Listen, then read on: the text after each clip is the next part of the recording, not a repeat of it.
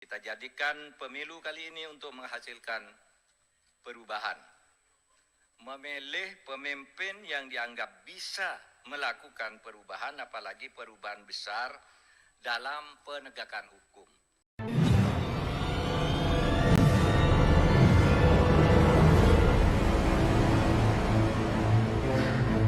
Assalamualaikum warahmatullahi wabarakatuh. Salam sejahtera untuk kita semua. Swastiastu, Namo Buddhaya, salam kebajikan.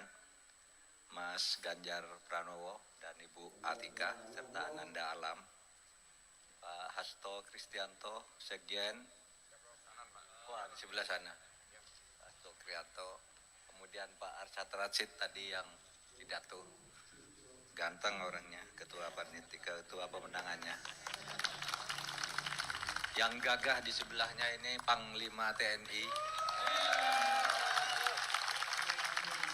lalu Pak Gatot Edi, mantan Wakapolri, Tuan Guru Bajang, Zainul Majdi, lalu Pak Andi Wijayanto, dan yang paling ujung sana Pak Ahmad Basara yang ini belum kenal nama. Oh Pak ini, Pak Luki, Pak Denot, ya Pak Luki, dan yang lain-lain nih dari pimpinan Sekjen Partai Persatuan Pembangunan, Sekjen Partai Hanura, kemudian Ibu dari ya, Perindo, ya, dan yang lain-lain. Saudara, pemilu kali ini adalah pemilunya anak muda. Maka yang banyak yang hadir di sini adalah anak-anak muda yang agak lebih tua seperti saya, Pak Habib Kribo, Pak Saur dan sebagainya untuk membimbing. Yang lain ini banyak yang muda-muda. Pemilih muda sekarang ini jumlahnya terbesar. Sebanyak 62% yang akan menjadi pemilih yang sangat menentukan. Itu berarti wajah Indonesia 5 tahun mendatang akan sangat ditentukan oleh Anda semua anak muda. Buat saya sebenarnya anak muda itu bukan hanya berarti diukur dari sisi usianya, tapi lebih dari itu menurut saya adalah pemikirannya, cara pandangnya, gayanya, dan perspektif di dalam memandang kehidupan. Semangat anak muda adalah selalu berani melakukan sesuatu. Himmatur rijal, tahdimul jibal. Semangat anak muda itu, kata Sayyidina Ali, meruntuhkan gunung yang berdiri kokoh. Karena itu saya yang baru saja mendapat kehormatan dari 4 partai politik, yaitu PDI Perjuangan, Partai Persatuan Pembangunan, Partai Hanura, dan Perindo, untuk menjadi pendamping Mas Ganjar Pranowo pada kali ini, mengajak Anda semua, para anak muda, beranilah membenahi dan membangun Indonesia ini dengan kekuatan dan keunggulan masing-masing yang Anda miliki. Di era digital ini, anak muda punya ruang yang sangat besar untuk bersuara dan berkiprah untuk membangun negeri ini menuju Indonesia Emas tahun 2045.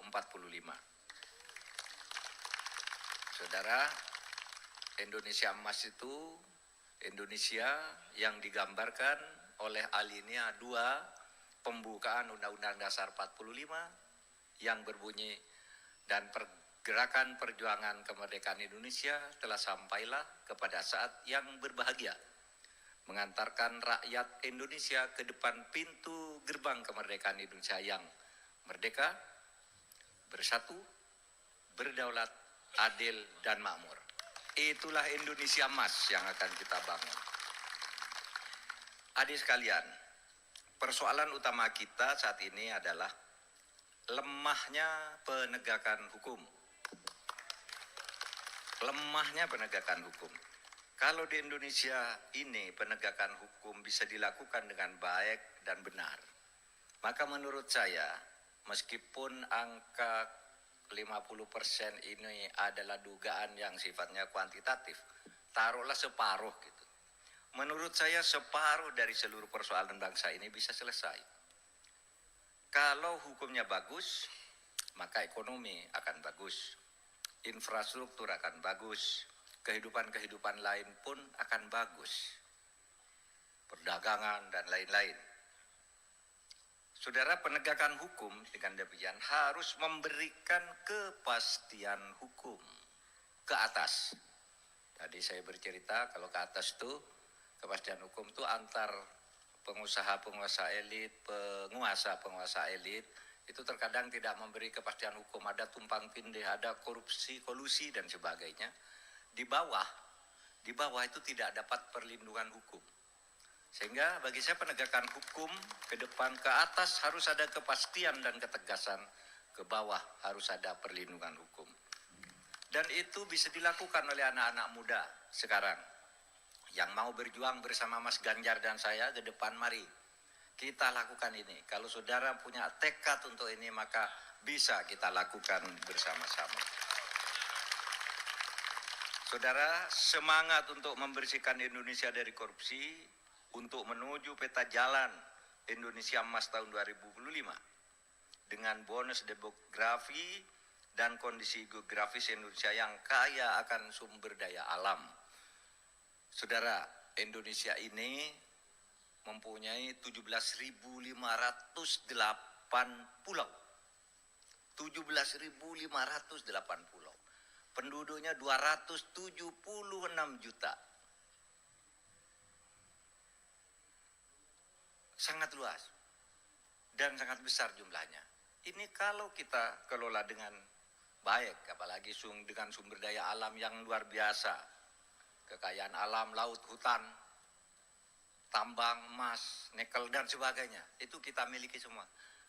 Konon, kalau ini dikelola dengan baik, seluruh rakyat Indonesia itu sudah makmur, sudah sejak beberapa waktu yang lalu.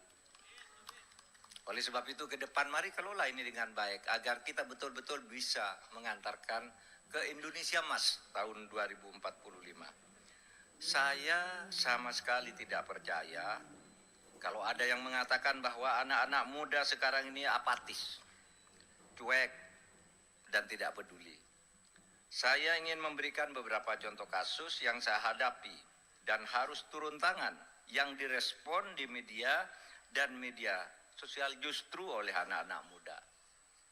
Ketika saya mencoba menyelamatkan seorang yang tidak bersalah, namanya Saiful Mahdi, seorang dosen di Aceh, dijatuhi hukuman masuk penjara karena mengeritik institusinya.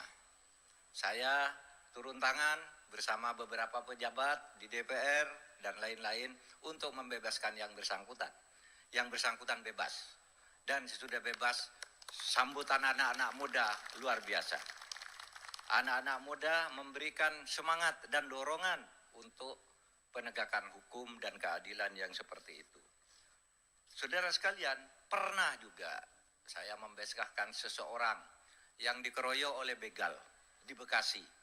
Dikeroyok oleh begal di Bekasi,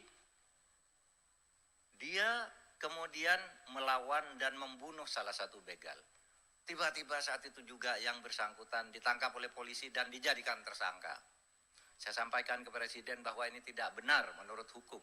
Karena orang membela diri dan membunuh si begal kemudian dihukum. Besoknya anak ini dibebaskan oleh polisi dan justru diberi penghargaan. Dan anak-anak muda memberikan dukungan terhadap sikap dan ketegasan pemerintah yang seperti ini. Saudara, mari akhirnya kita jadikan pemilu kali ini untuk menghasilkan perubahan. Memilih pemimpin yang dianggap bisa melakukan perubahan, apalagi perubahan besar dalam penegakan hukum. Perubahan itu bukan berarti menutup buku. Perubahan itu adalah melanjutkan tahapan-tahapan yang sudah kita capai. Satu, yang bagus kita lanjutkan, yang sudah selesai kita pelihara, yang tidak cocok kita buang lalu kita kembangkan ke arah-arah baru. Karena sebenarnya perubahan itu bisa saja hanya diartikan sebagai pengembangan. Tidak harus dipertentangkan antara perubahan dan kelanjutan. Sama saja sebenarnya, semuanya berarti pengembangan. Demikian, selamat, mari berjuang bersama Ganjar dan Mahfud MD untuk menuju tahun 2045 yang sempurna. Assalamualaikum warahmatullahi wabarakatuh. Waalaikumsalam warahmatullahi wabarakatuh.